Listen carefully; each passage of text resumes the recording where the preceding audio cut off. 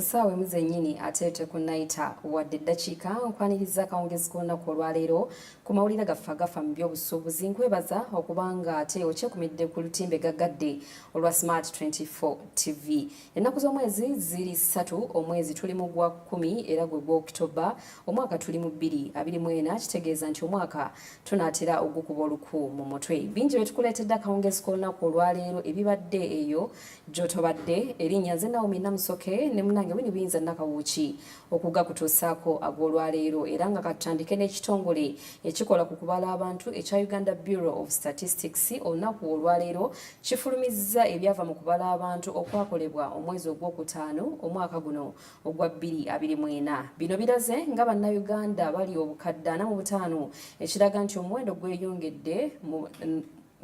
gweyongedde n'abantu akakadde kamu.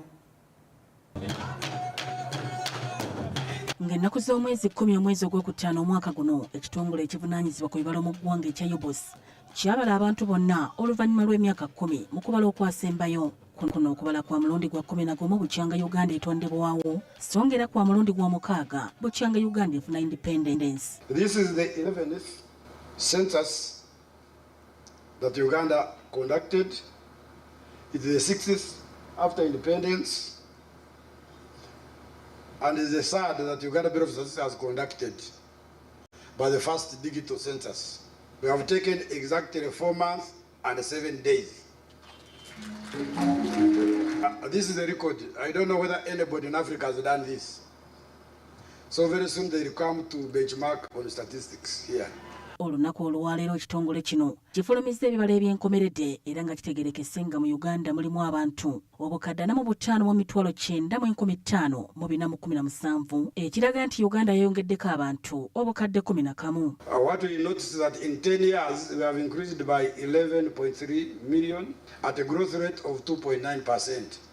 Ku bantu abo abasajja bali obukadde 21,556 mu 736 nga bye bitundu 47 ku buli 100, n'abakyala bali obukadde 24,33 mu 8,681 nga bye bitundu 53 ku 100. Females are 53% and male are 47%.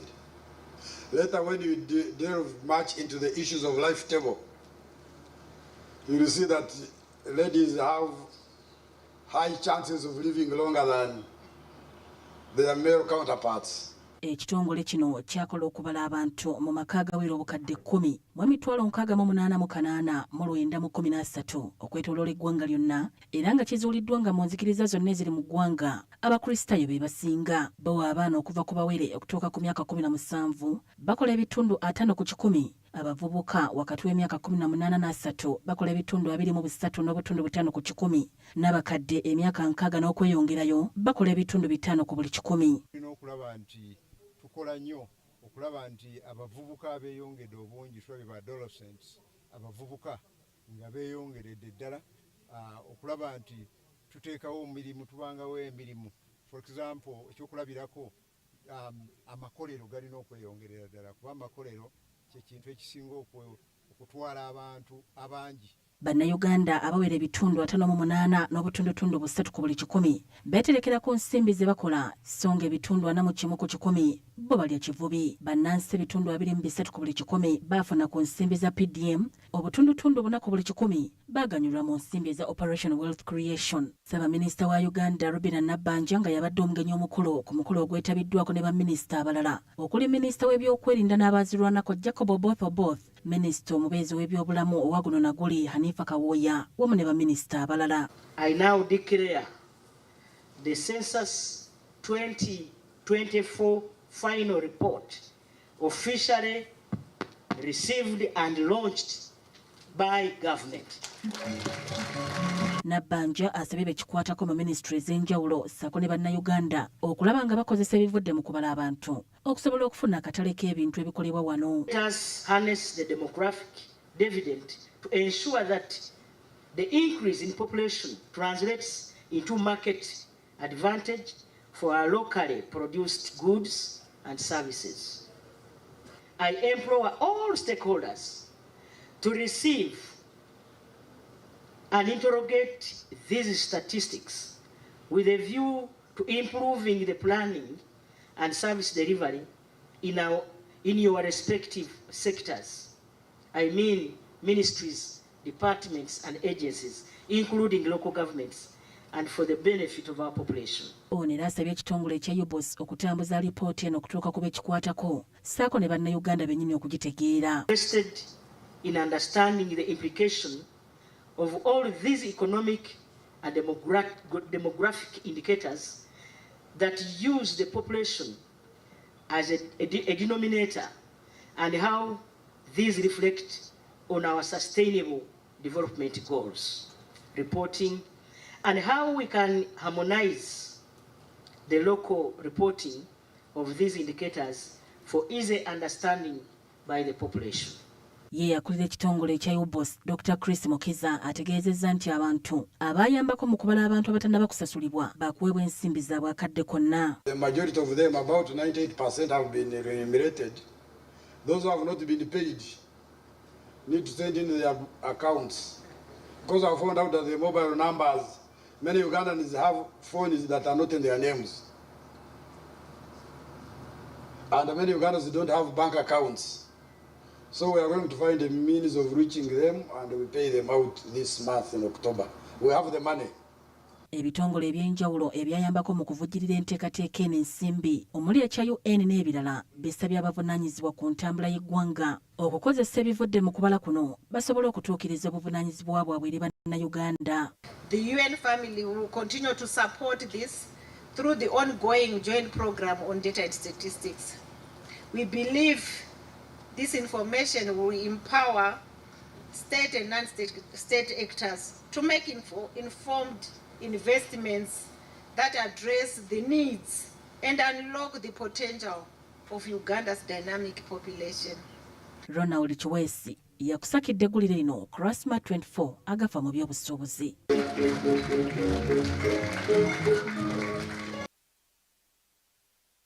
Ate nga tuvuddeyo eyo gavumenti okuyita mu minisitule y'ebyensimbi n'okuteekerateekera eggwanga yeeyamye okwongera okussa ensimbi mu nkola ya sayansi tekinologiya ssaako n'obuyiiya okusobola okukulaakulanya ebyenfuna by'eggwanga. Bino byogeddwa minisita w'ebyensimbi n'okuteekerateekera eggwanga Honorable Matia Kasaija bw'abadde mu musomo ogwa National Competitiveness Forum ogw'omulundi 16 era ogw'omulundi 15 era ng'ono ategeezezza nti ensi ekyuse era nga ne bannayuganda balina okuvaayo beeyongere mu buyiiya. Mu mbalira y'omwaka gw'ebyensimbi 2024-2025 yalaga okuteeka essira ku by'obulimi, sayansi ne tekinologiya wamu n'obuyiiya kubanga muno ebyenfuna by'eggwanga mwe biyimiridde. Okusinziira kwa alipoota ekitongole ekya UBOS ey'omwaka 2021 yalaga nga bino bye biwa abantu emirimu ebitundu 55 n'obutundu 7 ku buli 100. Kati omuwandiisi w'enkalakkalira mu minisitule y'ebyensimbi Ramadhan Gobi ategeezezza nti gavumenti eyongedde okuwaayo ensimbi ezibalibwamu obuse bubiri okulaba ng'ebyenfuna by'eggwanga lino byeyongera okukula. Mu byateekebwa ku mwanjo ye sayansi tekinologiya wamu n'obuyiiya era ng'essira liri ku kkolero ly'emmotoka erya Kira Motors, ekkolero ly'eddagala, ekkolero eryongera omutindo ku matooke wamu n'ebintu ebirala. Gobi agamba nti akatale aka sayansi tekinologiya wamu n'obuyiiya okwetooloola ensi yonna kali mu buse bwa ddoola obusoba mu 5 obutannaba kukozesebwa. $51.4 trillion is out there for us to tap into. With the pathogen economy, as they have told you, alone, valued at 12 trillion, and the mobility sector, I saw Musasi. Are you around, Musasi? The man is there. He's trying to do certain things which we believe we can't do as Ugandans. Putting together younger people with brains, because all human beings have brains, but there are those who have super smarter brains. He has put them together with the Professor Chadri, and these guys have produced cool buses. Mu mwaka ogwa 2018 Uganda yakola amagoba ga buwumbi 3 n'obukadde 3 ku bintu ebyasuubuzibwa ebweru w'eggwanga so ng'omwaka oguwedde amagoba gaalinnye okutuuka ku buwumbi 8.7 obwa ddoola. Goobi waasinzidde n'ategeeza nti kyetaagisa okwongera okunyweza ebyenfuna by'eggwanga lino okuyita mu kwongera omutindo ku bikoleddwa mu ggwanga olwo bisuubuzibwa mu mawanga amalala. Agamba nti gavumenti esaasaanya obuwumbi bwa ddoola obusoba mu 7 ku bintu bya tekinologiya ebisuubulwa okuva mu mawanga g'ebweru, ekintu ekikosa ebyenfuna. Increasing by 34% from 3,148 in 2018 to 4,214 in 2013. The export earnings from merchandise products have grown by 147% from US dollars 3.3 billion in 2018 to US dollars 8.7 billion today. The member register of NSSF has grown by 28% from 1.8 million in 2018 to 2.5 million today. Kasajja waasinzidde n'ategeeza nti kati enkulaakulana y'eggwanga yeesigamye ku ssayansi, tekinologiya n'obuyiiya kubanga weetwogerera bino biwa abantu abasoba mu mitwalo 5 emirimu. I'd like to emphasize that Uganda stands at the threshold of a new era. Let me repeat this. As we gather here today, I would like to emphasize that Uganda stands at the threshold of a new era.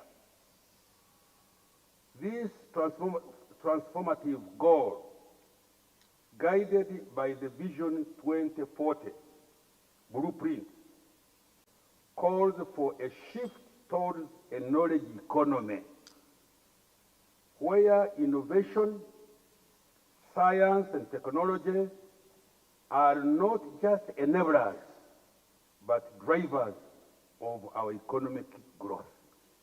Ebintu bikyuse.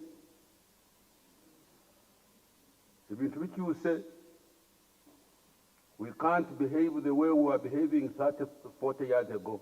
Ono era agamba nti gavumenti ewaddeyo obuwumbi obusoba mu 192 okwanguya ensaasaanya ya tekinologiya mu ggwanga oba giyite digital transformation, okwongera okuwa obuyambi abavuddeyo okuyiiya, so nga n'obuwumbi 2.91 bwe buteereddwa mu Uganda Industrial Research Institute okusobola okwongera okunoonyereza. 192 billion to speed up digital transformation. B. Build and equip 2-unit laboratories in 21 secondary schools in line with the science, technology, engineering and mathematics policy. C. Continue supporting scientists and innovators with intellectual property registration and training. D. Invest 2.91 billion Uganda shillings in urine for retooling. The economy is a concept where growth is dependent on the quantity, the quality, and accessibility to information. Now, as Honorable Kasaija was saying, when we were growing up and going through school, we didn't have the information that people have. You had to go to the library and look in a catalog of cards to locate the potential journal where you get. We didn't have internet, so if you wanted to apply to a university, you went to the library, found they used to insert some small things there, you write to the university, then they send you a catalog. But now, we are in what they call the post-information. Wano abamu ku bayiiya abeetabye mu musomo guno baliko bye basabye Ministry ya Science ne Technologiya okubakwatizaako omuli okubawa ensimbi ezimala bakendeeze ku kusobola okuva ebweru w'eggwanga wamu n'okubayambako mu kunoonyereza. Naomi Namusoke ne Solomon Mugisa be bakusakidde eggulire lino ku Smart 24 Agafa mu byobusuubuzi. Kalisoliso wa gavumenti Betty Kamya awanjagidde gavumenti ebalowoozeeko ebawe ensimbi eziri mu buwumbi 45 ze beetaaga okumaliriza ekizimbe oba woofiisi zaabwe ze basobole okutaasa obuwumbi obuwerera ddala 2 bwe basaasaanya mu nsimbi ez'obupangisa. Kalisoliso wa gavumenti era agamba nti okufuna amaka gaabwe kyakuyamba nnyo okwongera okwanguya obuweereza bwabwe n'okubutuusa eri abantu. Buli luvannyuma lwa myezi 6 Kalisoliso w'eggwanga ayanjulira Paalamenti alipoota ku nsonga z'obulyake n'obuli bw'enguzi era nga n'olwaleero bano banjulidde Sipiika wa Paalamenti Anita Among alipoota yaabwe. Bano wabula basoose kusaba Paalamenti ebayambe bongere ku nsimbi kuba ze bafuna kati tezimala kutaasa butitimbe bw'ensimbi z'eggwanga ezibbibwa abalyake. Most of the money is in salaries and operating costs, electricity, water, vehicles, but the actual funds that are allocated for operations, for real work, is very minimal. And that's what we are raising with the Speaker, that we really need to be facilitated. We have a structure, we have personnel, we have facilities, but the resource to do the investigative work is highly limited. Okusinziira Kalisoliso wa gavumenti Betty Kamya bafiirwa ensimbi nnyingi mu kupangisa ekizimbe we bali so ng'ate ekizimbe kyabwe kinaatera okuggwa wabula tebalina nsimbi zimala kukimaliriza mu bwangu. Awamu era twanjulidde Sipiika nga twagala batuwe ssente tumalirize ekizimbe kyaffe kubanga tukozesa ssente nnyingi nnyo mu kupangisa ekizimbe so ng'ate tutadde ssente nnyingi nnyo gavumenti mu kuzimba ekizimbe ezibulayo okukimaliriza ze ntono bwe tutakimaliriza ze tutaddemu tezituyamba ate ne tugenda mu maaso nga tukyapangisa. Kale tusere Sipiika atwongere ku ssente batuwe ssente tumalirize ekizimbe ate tuve mu nkola yaffe eya digital eya analog oba bagiyita batya mu Luganda tudde mu nkola eya kalimagezi. Kamya ayongeddeko nti bafuna okusoomoozebwa okw'amaanyi okufuna amawulire agakwata ku bantu ababa babbye ensimbi y'omuwi w'omusolo bw'atyo n'atuukirira abantu ba bulijjo obutafa kisiiri badduukirire mu ofiisi ya Kalisoliiso baloope abantu abali ekivubi ensimbi z'abannansi. Njagala nti bategeeze nti it is a partnership between ffe abayigga abali b'enguzi n'abantu abali eyo abamanyi engeri gye bakozesaamu ssente. Kati omuntu bw'aba nga yatute ssente n'azijja mu kitongole kya gavumenti n'agenda n'azimba moolo ku kaalo ke waffe nga e Bulongo Kooki oba e Karamojja, nze siina bwe mmanya okuggyako nga muliraanwa we oba muganda we oba omuntu akimanyi yazze n'ambuulira. So lifestyle audit tukize tukinnyonnyola is a partnership between ffe abalina authority n'abantu aba bulijjo abalina information. Bwe tutakolera wamu lifestyle audit ekaluba. N'olwekyo tukubiriza abantu batuleetere information. Sipiika wa Paalamenti Anita Among bano abawadde amagezi okwongera okusomesa bannansi ku buli bw'enguzi kubanga balina amawulire agamala kubazibba. I know you're creating awareness to the public about corruption, about misuse of government funds and that kind of thing. I want you to really increase on that awareness outside there. Create a lot of awareness. Create friendship with these people. When you create friendship with these people, they will be able to tell you so and so, Patricia took this. And that will be a starting point. So when you go on the radios, I was in Eastern Uganda and I heard Patricia speaking on the radio and I said, hey, so this is what now has happened. I was very impressed. I was very, very impressed. And you would find people saying, now don't joke with AGG. Anything you take, they will come for you. So when you create awareness, it will reduce somehow some kind of corruption that is outside there. Sipiika era basuubizza okutunula mu nsonga y'embalirira yaabwe nga Paalamenti balabe nga babawa ensimbi ezibamala okuddukanya emirimu gy'eggwanga. It would be good if you went digital for you to do an audit trail to find out what is happening in all other centers of yours. So it is one of the things that chairperson should consider looking at. And the issue of them having their own home. I hope you have visited the site. You visited the site, we need a report on that and see how best we can be able to support IG on that, because they are spending a lot of money on renting, and if we can get that money and we can get money to give them for completing the building, that would be a very good thing. As Parliament will continue with our role of oversight, we will always do oversight on you. We will do our legislation, and most importantly, we will do appropriation for you to be able to get what can enable you to do the work that you're supposed to do. Bettikamya akakasizza nti bafunye okwemulugunya okuva mu bantu abasoba mu 2,000 mu mwaka gumu naye ng'abasinga tebabeera na bujulizi bumala. Kimanyiddwa nti eggwanga lifiirwa ensimbi nnyingi ezisoba mu tabalika 10 buli mwaka mu bulyake n'obuli bw'enguzi, nga y'ensonga lwaki omukulembeze w'eggwanga yateekawo obukiiko obw'enjawulo okunoonyereza ku nsonga z'obulyake. Samlanifa, Agafa mu byobusuubuzi. Nnyo Samla Hanifa. Ate bwe tweyongera mu maaso, minisita w'ebyemirimu n'entambula General Edward Katumba Wamala olunaku olwaleero agumizza abo bonna abakozesa oluguudo lw'Ebusaabala wamu n'abawangaalirayo nga bwe lugenda okuggwa obulungi ddala ate ssaako mu bwangu ddala, wabula nga bakyalina okusoomoozebwa okw'abantu abatuuze b'oku kitundu kino abakyagaanya okuwaayo ettaka lyabwe oluguudo luno lubeere nga luyitamu. Minisita okwogera bino abadde alambula emirimu egikolebwa ku luguudo luno wa bwe gituuse.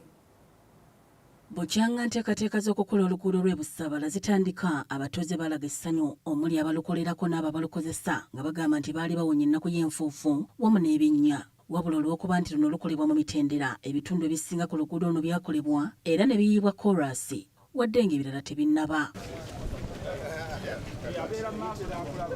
Embeera eno yeetanudde abatuuze okwemulugunya nga bagamba nti bakooye okukandaalirira, kye bagamba nti kibanyigiriza era ne basaba waakiri abalukola bongere ku bwangu, sinakindi bwe kiba kisoboka babayirengamu ku mazzi. Okuva wano paka Busaabala kiba kizibu, otuuka enfuufu yonna ekuliko oddugadde, kati ndaba ssaawa zino naakajja naye nzirugala olw'enfuufu ennyingi. Abantu b'Ebusaabala ne gavumenti mutuyambe, oluguudo baaluvaako mu myezi 8, kati ffe tugenda beerawo tutya, abantu tetukyakola, enfuufu etutta. Kola kasoobo ddala kati eri kuba baali wadde emyezi 4 nga tebadda ku n'enfuufu etutta. Baleete ekimotoka ky'amazzi waakiri buli lunaku kibe nga kiri muno kiyiibwamu enfuufu etutta. Ekkubo tuli bubi, enfuufu etutte, tulwazizza tetukyalina bulamu. Abaana baffe babatomera. Kuba ekkubo terina layini babatomera, abaana babasa ne babatomera bakola kasoobo, abaana bafudde bonna batuweddeko. Kambe mutukole ku luguudo, si kulyamu buli, mudde ewammwe mwebake, mutukole ebintu tukolera, twabalonda tukolera. Abantu b'Ebusaabala twali bale tusiima seka batukolera oluguudo. Tujja kusiima nga emmotoka zitambula, tulina obuzibu bwonna. Batuliwe n'emirimu, tuli bubi, tuli wano tutudde enfuufu etukuba, twebaka bwebasi n'emirimu bagituwe. So sikudda mu kuyiganya ba muntu bazi naffe batufeeko wano ku kkubo, tuli bubi. Olunaku olwaleero minisita w'emirimu n'entambula General Edward Katumba Wamala abitaddemu engatto okulambula oluguudo lw'Ebusaabala era n'abagumya nti waakiri waliwo enkyukakyuka okusinziira ku mbeera oluguudo gye lwalimu. Naye ng'okutwalira awamu enkyukakyuka weeri naddala ku sekisoni eyo ya Busaabala awo, enkyukakyuka weeri naddala bamaze okukola koolaasi, olaba nga n'obulamu bw'abantu bukyuseemu, kubanga Busaabala Road abaali bamumanyi nga bw'ojja mu nkuba ekitosi kikoma mu viivi, bw'ojja mu musana enfuufu era ekoma mu vivi naye kati okulaba nti osobola infact mbadde nzija lwevange naga nti naye nga tutuuse mangu ku junction eya ng'alaba kumpi nnyo kati taliwaddewo enkyukakyuka y'amaanyi. Wabula laze okusoomoozebwa ku basanga ng'abantu abaali beeyamye okubawa ettaka ku bwereere ate ne beekuba ng'olwo kati balina okusasulwa. Tusuubiza nti bajja tuwa ettaka nga tetusasudde. Mukama waffe ffe twagala ki luguudo kubanga enfuufu etutta ne bizinensi zifa. Abakyala balina n'ebirala bye baayogera sijja byogera naye ffe mujje kasita mutukkiriza mutukakasa ne mugenda kukola oluguudo tujja bbawa ettaka. Naye bwe twatandika okukola abeetema okutuwa ettaka ate abamu ne bakola ki ne beekuba. Kakati awo ne kireetamu cost etaalimu gye twali factorinze in ng'ate tulina okuddayo mu gavumenti ate twongere tusabemu ssente ezisooka ku ziri ze twali tukola ki tusuubira. Projects zaffe ezisinga ekimu ekizitwowerera ennyo mu project ettaka era kirungi member parliament andi wano ndowooza mujja kukyusaamu mu tteeka eryo. Engineer Daniga akwataganyiza pulojekiti y'oluguudo lw'e Busaabala annyonnyodde nti omulimu guno gubalirirwamu obuwumbi 258 era ng'annyonnyodde ebintu eby'enjawulo eby'okukolebwa ku luguudo luno. Pulojekiti nnene tulina Najjanankumbi Busaabala ezo kilomita 11 ne tubeera ne Namasole link kilomita 2 ne tubeera ne junction ze Namasole n'eza Salama okuzigaziya junction improvements, then tulina improvements ku Munyonyo Spa. Bo abakulembeze ab'enjawulo abeetabye mu kulambula kuno basiimye gavumenti ne bategeeza nti kaakano enkulaakulana yakweyongera. Tandika naffe era ffe twagisabira abatuuze eweeyo ne bwabwe bafuna ebizibu ebimu be basasula ne bagaanira okuvaawo basasuddeko ebitundu ne bazaawo amayumba ate bamaliriza bakoze eki bakomyewo gye tuli abantu bagaanye nga tutumanyi omuntu gubasasula asigala mu kifo nenga ate bamusasula. Omuntu kubasasula amenyako ekitundu ate ennyumba yonna nga bagikola ki bagisasula nga ffe tumanyi yunula nesigala nga yeemulugunya. So nenga twebaza yunula okuba ntegeeza kusasula abantu ate n'okulaba nti minisita atusuubiza nti akatundu okuva wali e Busaabala e Kampala section eyo naye badde erabisa obyoluguudo naye bagenda gikola ki bagenda gikola. So okuva lwe yatandika situfunye nnyo kwemulugunya kungi kitegeeza nti bibadde bitambula bulungi nga waliwo enkolagana nnungi wakati wa project n'abatuuze ajjukira nti birimu okuwaayo n'okwefiiriza ekyo kitukoze bulungi. Ate situfunye nnyo nakeseza kunyaganyaga bintu by'aba contractors. Emboozi eyo tukomekereza ekitundu kyaffe ekisoose eky'amawulire agafa mu byobusuubuzi. Tugenda kuwummulamu katono ddala tukomawo n'ekitundu ekyokubiri.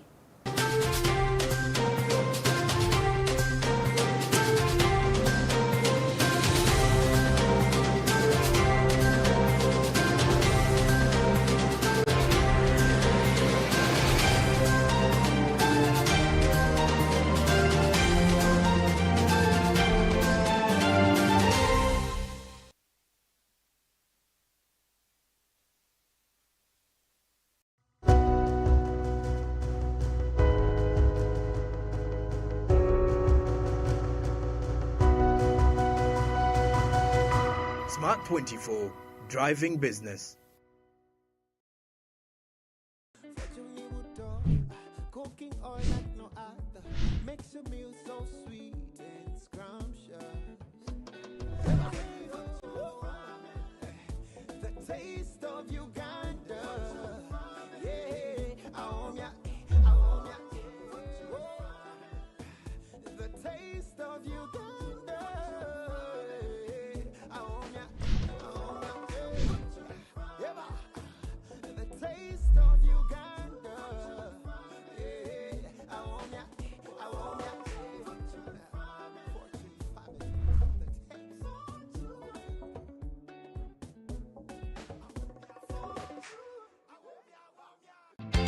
People of Gulu, you're welcome. We are rewarding back to one of our parents who used Momo to pay school fees. I am Oliel Vikio Tim. I work in Manuel Junior School as the head teacher. This parent was not able to come for this award ceremony by MTN because she works in South Sudan and it's very expensive for her to come. So we are able to get the guardian who has come. Feel very happy. Momo is good. It is not affect program, but it is a good program. All the schools around, we're also coming there anytime. Let our parents continue using Momo. You can decide to pay in 4 installments. We have records where schools have statements of payments to confirm payments. Together, we're unstoppable. Uganda fire! Endiba fire! Ababona fire! Uganda! Thank you for showing your fire! As Uganda Crane showed Congo, why number is called a Katiro? Mayuwa wa mubiri gabulicho! Getting the Uganda Crane 6 on South Sudan on the 11th of October. Bring more fire and support even had that number. Dial star 165 star 20 hash or go to buy ticket on the Momo app to get your discounted ordinary ticket at 20k on Momo. And it comes with a free train ride to Nambole. Cash is 25k. Game starts at 7 p.m. The first 2 Nel special beers go for 1k each when you buy with Momo at MTN Gavut Day. Uganda Cranes fire! MTN fire! Proudly brought to you by MTN, the #1 supporter of Uganda's football. Together, truly unstoppable. I know that your baby daddy abandoned you. Kampala Cream is back and it's about to go down. For me to talk about you, I'm giving you relevance. All about the money. Owning the gram and still serving glam. But I'm trying to stay humble. Getting married! Kampala Cream Season 2, Sundays at 8 p.m. Pearl Magic Prime, DSTV Channel 148, GoTV Channel 303. Abantu bangi bafiira mu bubenje buli wiiki batugamba basuba mu 7. Oyagala okunnyonnyoka ekiviirako ekyo? Program vumbula ekidduka kyo. Omuntu atudde munda, those are safety belts. Kisinga emmotoka efuna obuzibu ofuna instant braking. Kati bw'oba ontudde mabega nze nsibye omusipi. Fa ab'emaaso nze driver ne nkola instant braking nga gwe tosibye w'emabega. Olaba w'oyitawo n'otubuukira n'okuba omutwe mu ndabirwamu. Omuntu yenna buli owulira ng'emmotoka yeefunye enkenyera. N'obuzibu tetambula bulungi, etambula ekoona tesiba, kibaka buvunaanyizibwa otwala emmotoka mu garaji. Buli lunaku olwa Sunday essaawa 7 okutuuka essaawa 7:30 n'eddibwamu ku lunaku olwokusatu essaawa 4 okutuuka essaawa 4:30 ez'ekiro. Nange omuweerezaawo Davis Joe Eddungu ku Smart 24 TV kwe tuli. Ku DSTV tuli ku mukutu ogwa 372 ate ku GoTV ku 320. Program vumbula ekidduka kyo.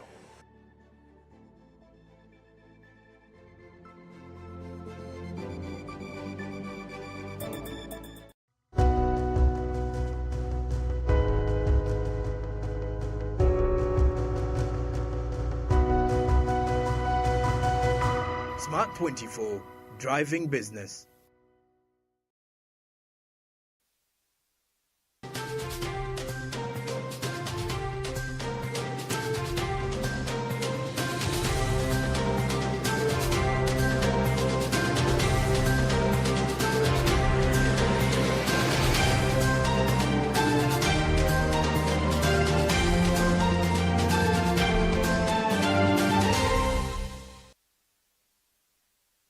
Sayo okuva mu kuwumulamu ku kitundu kyakubiri eky'amawulire Agafa mu byobusuubuzi.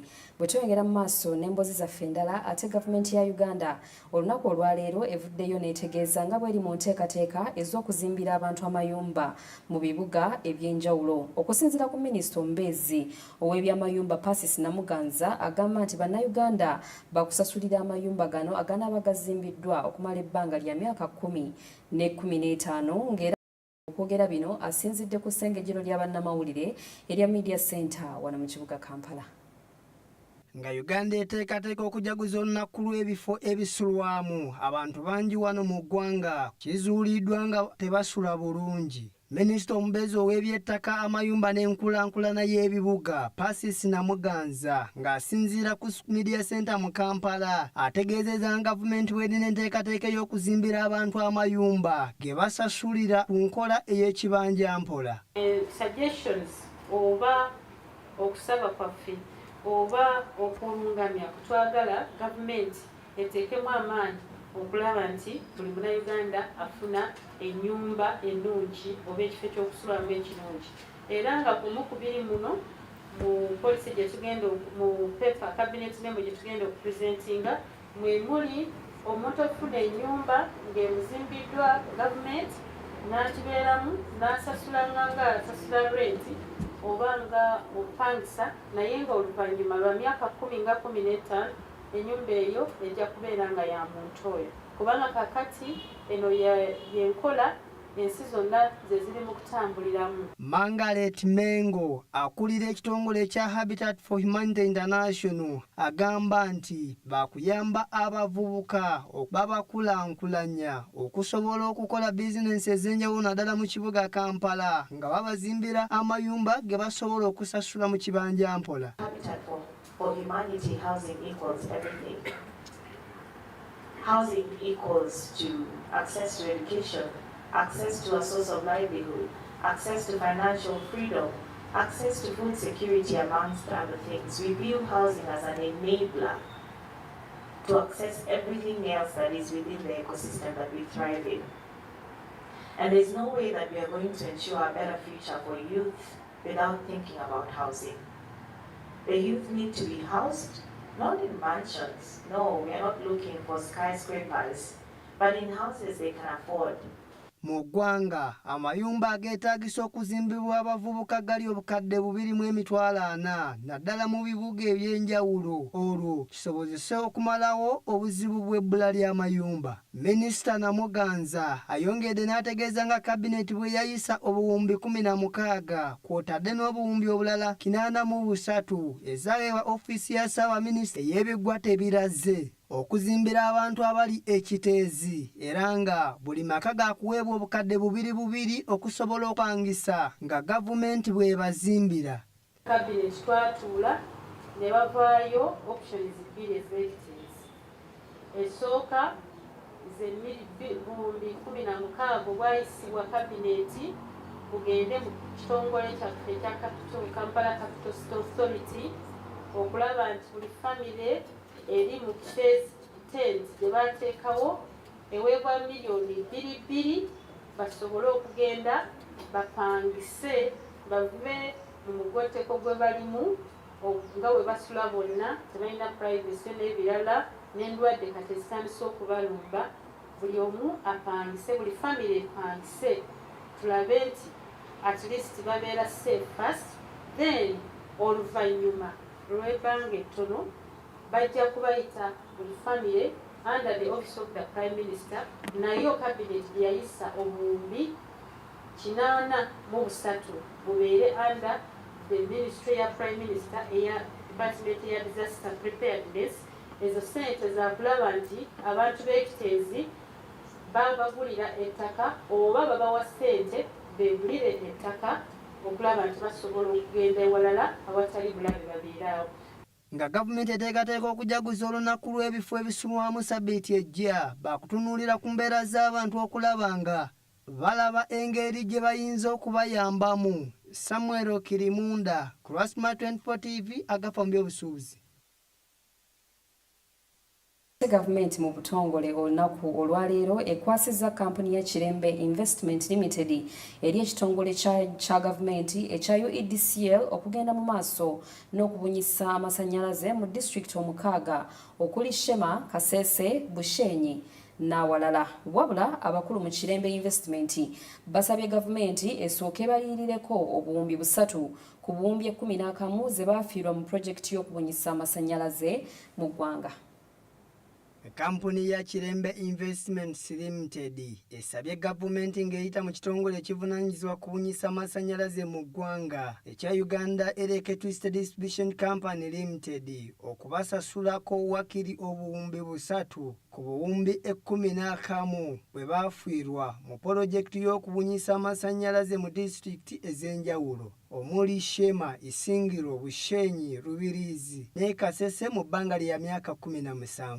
Akulira olukiiko olutwala Kirembe Investments Limited, Professor Erikana Bwambale bino abyogedde bw'abadde asinkanya abakulu mu minisitule y'ebyobugagga by'omu ttaka ku mukolo gw'okuwaayo eri ekitongole kya Uganda Electricity Distribution Company Limited. Kirembe Investments Limited is still demanding payment for losses worth 3 billion Uganda shillings, being computation of 5.9% energy loss suffered while evacuating power from the power generation plants of Lubiria, Nyamgasan 1 and 2, and Tambura hydropower plant.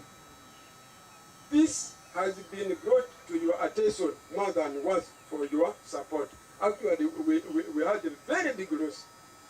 The power that was being evacuated by government, the government used our distribution line, and in that way, we got a lot of loss. Actually, it was more than this 3 billion. It was about 11 billion. But we are saying, we are all Ugandans. Let us take half of this money. Otherwise, if we are very bad people, we would say we want all the 11 billion. Ono wabula asomoozezza ekitongole kya Uganda Electricity Distribution Company Limited okukola obulungi omulimu gwabwe kuweereza bannayuganda. We as Kerem Investments would still request for the extension of the license and lease terms with the government, considering the good performance KIL has been exhibiting. Honorable Minister, I would like to mention here that we shall be seated in the pavilion as Kerem Investments, watching those who are going to take over from us, so that in case they don't perform efficiently and effectively, we are there, we shall guide you where necessary. Ate ye ssentebe wa disitulikiti y'e Kasese Muhindi Erifaazi akakasizza nga Kirembe bwe batavudde mu bizinensi wabula okulaga nti kati badduka mu masannyalaze g'amaanyi g'enjuba nga bakolagana ne gavumenti ez'ebitundu. They have gained enough experience and they have explored other avenues of seeing how best they can generate. And as I speak now, they have entered a partnership with Kasese District Local Government, who have entered an MOU to provide them a piece of land on hire, and that they are ready now to generate solar power. We believe the ministry will support them in this endeavor, and they will generate and be able to support our communities. We have communities where we may not be able to deliver hydropower because of the terrain, but with the solar, we may be able to do it at any point. And I therefore want to request Patricio Litho okuva mu minisitule ya by'amasannyalaze n'obugagga bw'omu ttaka agumizza abantu nga ekitongole kya Uganda Electricity Distribution Company Limited bwe kigenda okukola obulungi omulimu ogwakyo mu disitulikiti mukaaga Kirembe Investment z'ebadde eweereza. Ono era alaze nga bwe bagenda okumaliriza okuteekayo waaya z'amasannyalaze ezibadde zitannaba kutuuka mu ggombolola ly'e Kasese lyonna. Kahumba to Chitabona, Kamugobe to Kathasanda, right? Then we have Kagando to Kasemire. Now those are the ones I'm aware about. If I've left out others, please help us, give us those names, but the ministry is aware, because these were carried over as liabilities during the transition. So we are aware, and actually we are in the process of procuring a new contractor, but we shall have a conversation with UDCL as we go about this. UDCL has also acknowledged how they are going to handle all pending connections. We also have the scale-up project that will also continue. So I would just like to reassure the Kasese people and the 6 districts that are under the KL service territory that business should continue as usual, and we hope that UDCL will surpass the good name that you've left behind.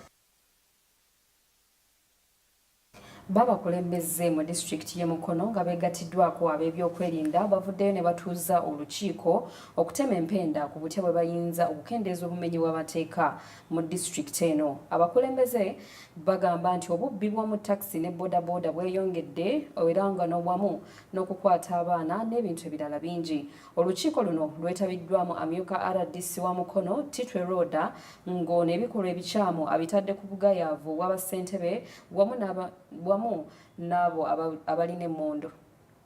oluvannyuma lw'obumenyi bw'amateeka okweyongera mu kibuga Mukono ssaako n'ebweru waakyo nga muno mulimu okumenya amayumba, okutema abantu, obubbi bwa boodabooda. Kino kiwaliriza abatwala ebyokwerinda okutuuza olukiiko olw'amangu okulaba engeri gye basobola okukinogera eddagala.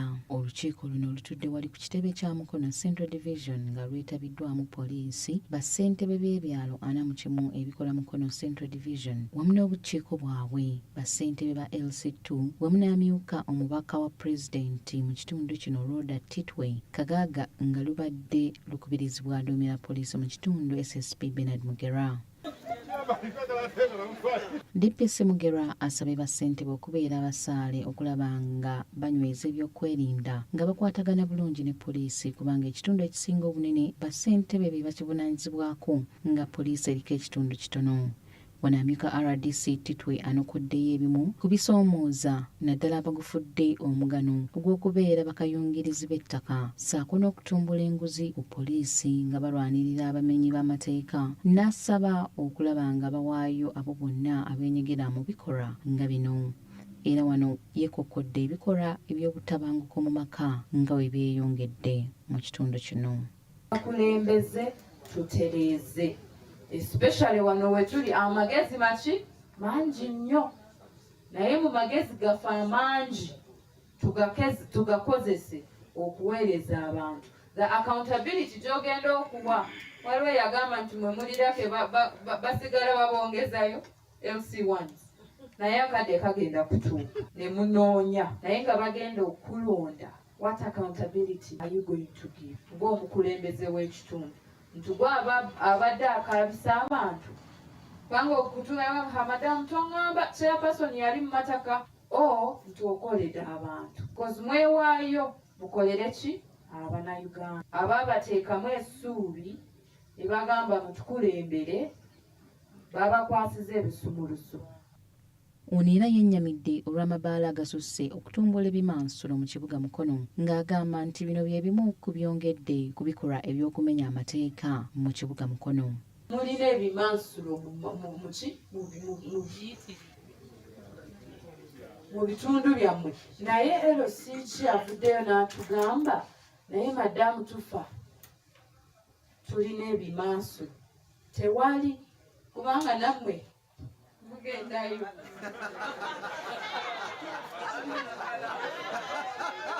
So awo ogamba nedda entertainment yange temukola ki naye nga tulina abaana. Ye Mmeeya wa Mukono Central Division Robert Peter Kabanda yennyamidde olw'obubbi obususse mu ntambula z'olukale ng'abantu babbiddwako ebyomuwendo byabwe mu bitundu eby'enjawulo. Security reasons what you know call operation. And then ekyokubiri bwe bubbi obukudde ejjembe mu taxis. Taxi ezo zirimu okubbiramu abantu, most notably abantu babadde bababbira nnyo mu black spots ezi identified nga wali ku Lwenzori, wano ku Victoria Church, wano mu Kigunga, naye ate era ne wali ku satellite ng'okkaawo babbiddawo nnyo abantu baffe mu taxis. Twagala ku identifying taxis ezo naddala ku kamera zaffe gavumenti ze yateekawo. Bo bassentebe b'ebyalo nga bakulembeddwamu Joakim Sendi ow'ekyalo Lweza, Muhammad Waswa Takwana ssaako ne Anne Kayitiro balaze okusoomoozebwa kwe basanga mu bitundu byabwe bwe kutuuka ku nsonga y'ebyokwerinda omuli ebikozesebwa abakuumaddembe okukolagana ne poliisi, okusobya ku bawala ssaako n'abaana abatanneetuuka, obubbi bw'omu matakisi ne boodabooda wamu n'ensonga endala. Bwakayingira wano bwa taxi bubadde buli Kampala n'okubbira abantu mu taxi, abatakisi ababbi nabo buyingiddewo. Tubeera n'obubbi obw'okugula emmotoka ezitambula ne babba abantu, nabo bwetusoomozza nnyo mu kitundu kino mu ngeri y'ebyokwerinda. Naye ng'okutwalira wamu obubbi bwa boodabooda mu kibuga Mukono bungi nnyo. Majambiya awo ku baliraanwa era Majambiya negawa. Last week was it on, in fact on Monday this week, twakute Majambiya awo wennyini kumpi ne tugatwala mu poliisi y'omu paaka. bajje bakwate abavubuka abagenda abasula mu biyumba ebitawedde ate munaye sente zibuze mu Uganda ennyumba twazimba ezimu abantu tebanazimala naye eriyo abavubuka abatya n'okupangisa amayumba ogenda okwebakamu basula mu biyumba ebitawedde basula ne majambiya bateega abaana abawala abava mu ki ku mirimu naddala buno obuwala bwaffe obukola mobile money babuba sente kiro na misana nebojja n'osomesa ne bonnojja n'osomesa ssentebe naye nga tomuwadde bikozesebwa okugeza ssentebe mu myezi 6 bamuwa emitwalo 6 naye ekyalo weetaaga airtime weeta defense gyali weetaaga entambula ekuuma ekyalo ebyalo bw'otunula wano mu kibuga ebyalo birimu abantu omutwalo nga mulamba ebimu bisinga ne mu mutwalo kale nga kyetaagisa nti gavumenti yanditaddewo enkola endala oba facilitation ezimala okugeza kati bw'otunuulira police station ye Wanton ebeerako abasirikale 4-3 erina ebyalo 12 ekyalo ekimu nga ekyerweza kiriko abantu omutwalo mulamba abasirikale 4 ku posti eyo eye Wanton eba temusobozesa kukuuma kitundu. Ate bwe twolekera ebweru w'eggwanga ebbula ly'amasannyalaze mu ggwanga lya Zambia lirese bangi nga ge bakaba ge bakomba oluvannyuma lw'okutaataaganya emirimu gyabwe wamu n'okufiirwa obutitimbe bw'ensimbi. Okumala ssabbiiti eziwerako eggwanga lya Zambia liri mu kimululu eky'amaanyi oluvannyuma lw'ebbula ly'amasannyalaze. Kino kiddiriddwa ekitongole ky'amasannyalaze ekimanyiddwa nga Mamba Energy okulemererwa okukola omulimu gwakyo ogw'okuddabiriza ebbibiro lya Kiriba mu budde. Eggwanga lya Zambia limanyiddwa ng'okuba n'omugga ogw'amaanyi ogumanyiddwa nga Zambezi wamu n'ebbibiriro erya Kiriba daamu. Wabula kyewuunyisa okuba ng'ebibuga ebisinga tebirina masannyalaze okumala ebbanga eriwera. Era wano ebbula ly'amasannyalaze lirese bannansi abasoba mu bitundu 43 ku 100 nga basobeddwa eka ne mu kibira. Emirimu gyongedde okusannyalala wadde nga bo abatono abagalina basambira waggulu olw'okweyolera ku musimbi nga bayita mu kukyajinga amasimu ag'abantu abatalina masannyalaze. Amasannyalaze agasinga okukozesebwa mu ggwanga lya Zambia gava mu nnyanja n'ebitundu 84 ku buli 100. So nga waliwo n'agava mu maanyi g'enjuba wadde nga waliwo n'amazzi okukendeera okuyinza okuleeta ekyeyo eky'amaanyi mu ggwanga.